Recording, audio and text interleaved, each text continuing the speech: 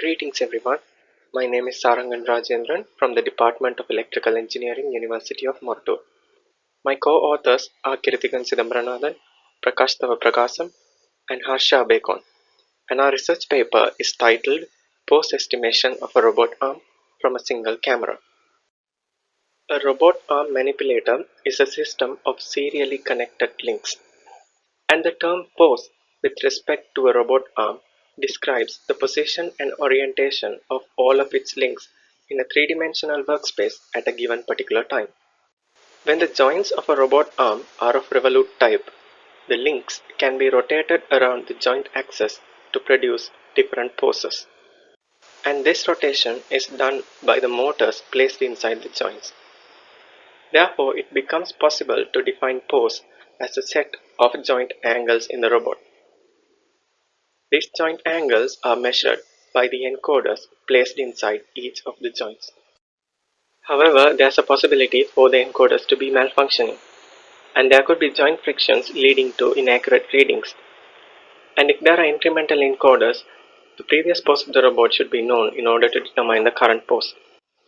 In such cases, it becomes necessary to estimate the pose by using additional measures. One such additional measure is to use a camera and try to estimate the pose visually. However, pose is a three-dimensional quality, and it cannot be accurately described by a two-dimensional medium such as an image. This lack of information was overcome by the researchers in the past by using markers and depth cameras. But we present a method to estimate the pose by using just a single camera. The camera should be placed at a distance away such that it covers the entire reach of the robot. And we use the knowledge of the manipulator's kinematics to achieve pose estimation without requiring any additional setup. The robot arm model we used in this research is KUKA KR6R906. It has 6 degrees of freedom enabled by 6 joint angles as shown in this picture. And we will try to estimate this joint angle vector from the input images. The approach presented in this paper can be described as follows. First, an RGB image containing the manipulator taken by the camera is input to the system. Then, using a pre-gathered knowledge on the manipulator kinematics, it is reconstructed in a three-dimensional representation. The most efficient form of representation suited for this purpose was found to be point clouds. Then from these point clouds, joint angles can be estimated. In this approach, there are two types of input needed. The first is RGB images of the robot arm at different poses. Given the large volume of the database and the repeatability of the process, it was decided to model the manipulator synthetically using Blender software. However, there will be a gap in reality between the synthetic and real images. This was negated largely by employing a technique called domain randomization, where we randomly vary the color intensity, the level of luminance, the background texture, and also place distractor objects in the scenery. Such exported images are stored in the array of this size inside the system, where the first two numbers denote the horizontal and vertical pixel resolutions, and 3 denotes the RGB color information of each pixel. The next type of input is the 3D representation of the robot model itself. For this, we take the vertices at the outer surface of the robot and store them as point clouds. However, this point cloud has a large number of points, which can result in high computational cost. To reduce this, we first use Pearson's correlation coefficient, where the points with high dependency on each other are eliminated. Then we use forward wrapper feature selection algorithm, where the points that have less significance in determining the correct outcome are eliminated. By the combined effect of both of these, we can reduce it to 300 vertices while retaining the co-shape necessary for pose estimation. This is saved inside the model as an array of 300 by 3, where the 3 indicates spatial coordinates of each point. The first major component in our system is perspective generator, which is a convolutional neural network that takes in RGB images input and predicts 3D point clouds at different viewpoints. In order to train the perspective generator to predict correctly, we should give a reference set of viewpoints. This can be done by applying the joint angles corresponding to the input image to the untransformed point cloud used as input. This point cloud was initially at home position, where all joint angles are 0. When a rotation is applied to the nth joint, all the links and joints that come after the nth joint gets affected, as is the case with link J here. However, the position of link J with respect to the joint N is still unchanged, as the nth frame itself has rotated. Therefore, it is possible to write link J with respect to any previous joint by using joint-to-joint transformation matrices. We can extend this multiplication all the way to the base joint to express link J in base joint. These multiplied matrices together can be taken as the post-transformation matrix corresponding to the rotation that occurred in the nth joint. If we apply all joint angles similarly to all the joints, the point cloud will be transformed to the pose as same as in the image, and this can be used as the reference point cloud. Then we have to transform this point cloud into different viewpoints. To do this, we will place a camera reference frame at a fixed distance away from the base of the manipulator. Now, the viewpoint of the point cloud at camera frame can be obtained by camera to base transformation matrix. This is taken as the viewpoint transformation matrix corresponding to that camera. By moving the camera in spherical coordinate system, having the base of the manipulator as its center, it is possible to obtain other reference viewpoints as well.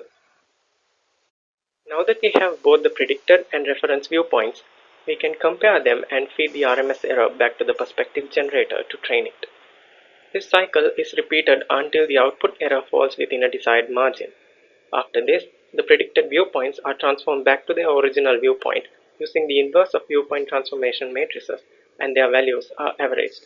This will result in the final predicted point cloud.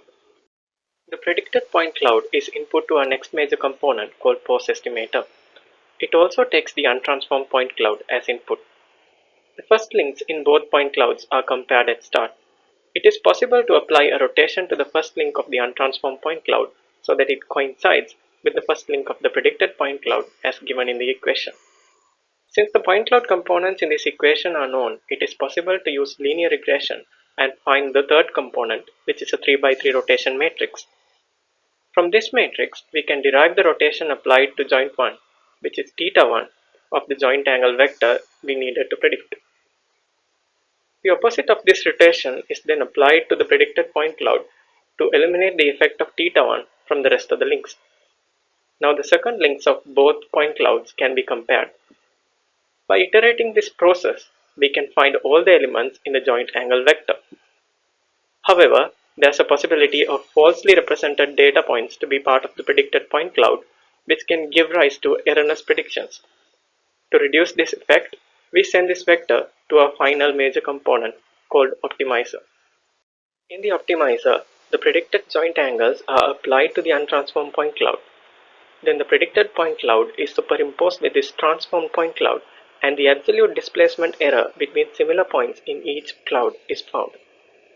The point with the largest error can be deemed as a false prediction and is eliminated from both point clouds.